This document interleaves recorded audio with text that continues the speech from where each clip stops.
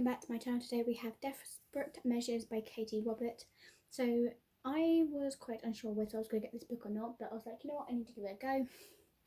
I've read her books before and I read them, right? So here is the Wicked Villains series. My saviour or my ruin. One night and my entire life went up in flames, all because of him. Jafar, as the world burned down around him, he offered me a choice. Walk away with nothing but my freedom, or rise to his challenge and win my fortune back. I bargained, I lost. Now Jafar owns me. And now, as my mind rails against his rules and my body loves the punishments he deals out when I break them. But a glided cage is still a prison. I'll do anything to obtain my freedom, even betraying the man I'm falling for.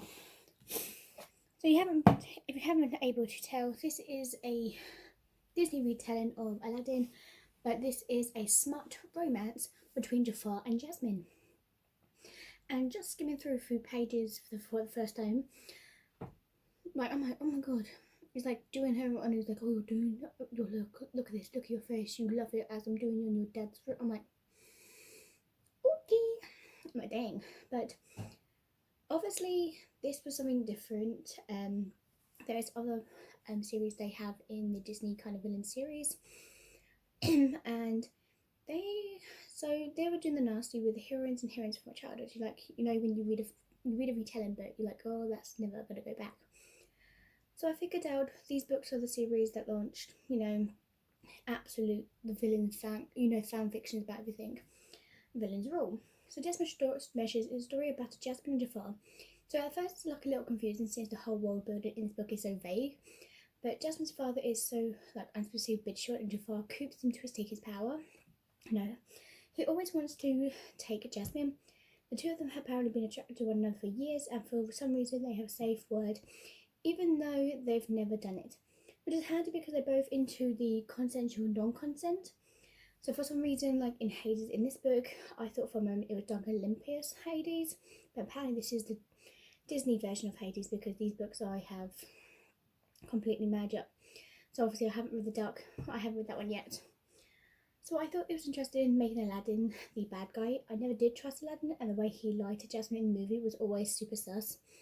But then you got Jafar trying to take over the power, like, you know.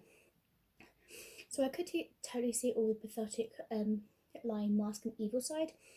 But the chemistry between the two, Jasmine and Jafar, was great. I really wish we had seen them before the coup.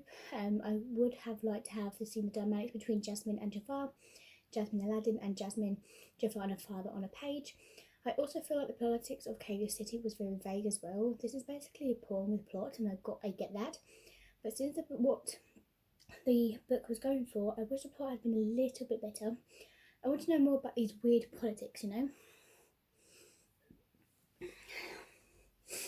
So in some ways I did enjoy this a little more than the Neo Gods.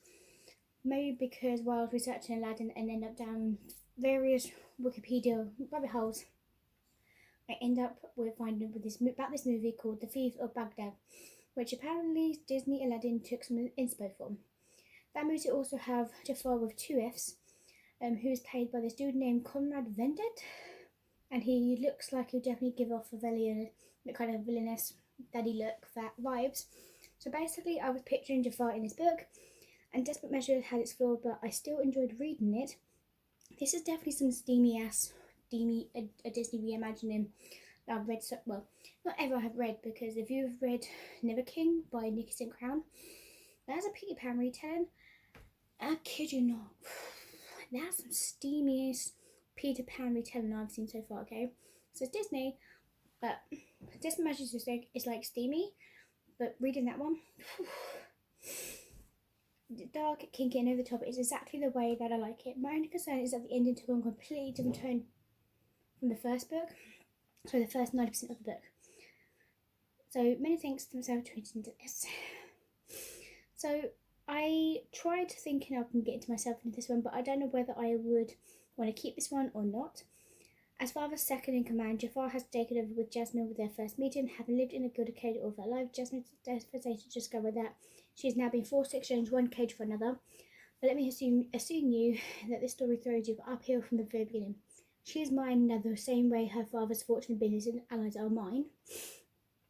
Jasmine is confused about attraction and hidden submissive cravings towards much older Jafar. With a backbone to admire, she is ultimate heroine. Jasmine has no intention of altering to Jafar's way and will do the tiniest things to fight every step of the way. Then obviously we have the kind of like the tropes between these two. I'm not sure how to kind of describe it. Like, I did enjoy the book, but I'm like, I don't know. It's just like there's so many words to it to say about it. So I think I'm gonna keep it on my shelf for a little bit, and then see in maybe next year when I do my, my next collection haul, whether I'm gonna keep it on my shelf or not. We'll find out. But I hope you guys enjoy it, and I'll see you guys next time. Peace, bye.